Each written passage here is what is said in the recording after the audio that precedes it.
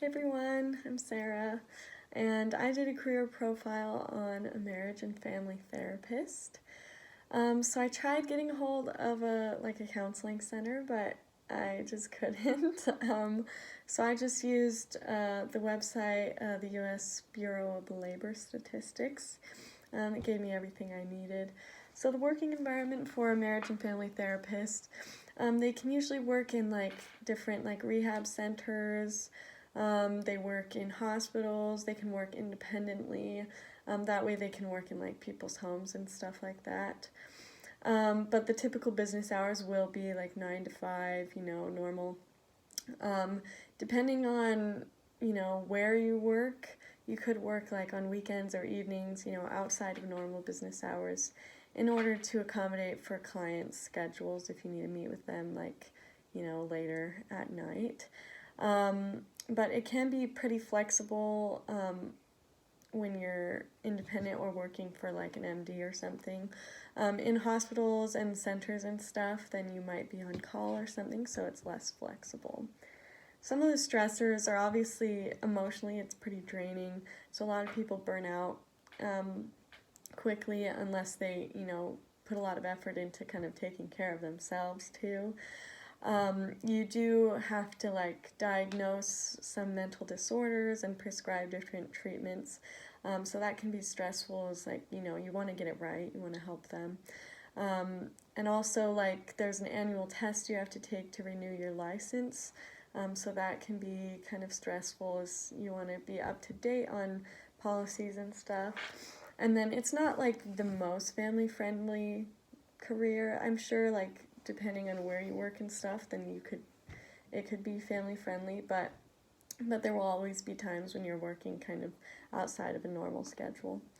Common or typical benefits, let's go there, is that it can also be emotionally rewarding, knowing that you're helping people and that you're seeing, the impact that your sessions are making on their family and their relationships for the better. It could also, you have a lot of potential for growth since there's a lot of jobs opening, there's a lot of need for therapists. And also you can usually specialize the more experienced you are. Also, government and state jobs are usually hiring, and so those will be a little bit more structured, and they have usually health insurance and retirement benefits as well. Some common tasks, a lot of it is just listening, because your job is just to figure out where the root of the problem is. So you just want to make sure that you're hearing what the client has to say, and there could be a lot of emotion going on. So you want to make sure you're facilitating that, coming up with the clients with healthy ways to cope with your emotions and find easy solutions before you try diagnosing anything. Of course, you will have to keep good records, so that if you do end up diagnosing them with a mental disorder of some sort, then you can have records of that for different treatments and stuff. Let's see.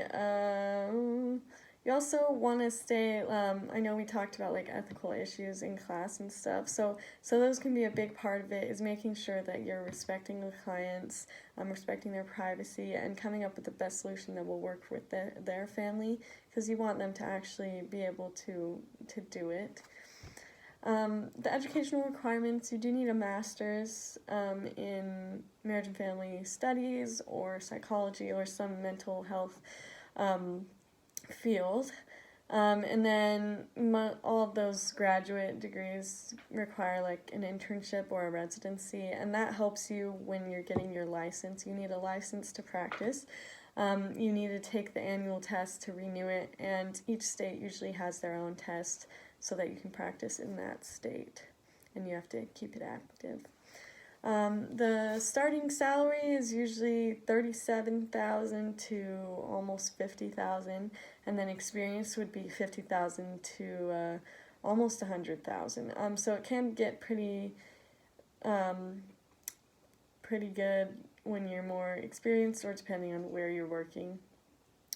But I just feel like it was fun to research this career, and I know that like already in this class I can see that there's just a lot of good skills that you can learn, even if it's just like knowledge based, of knowing like different strategies, different ethical codes, different places to work.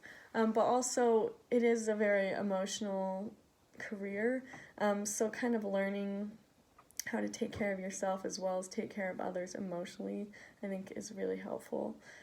So yeah, thanks.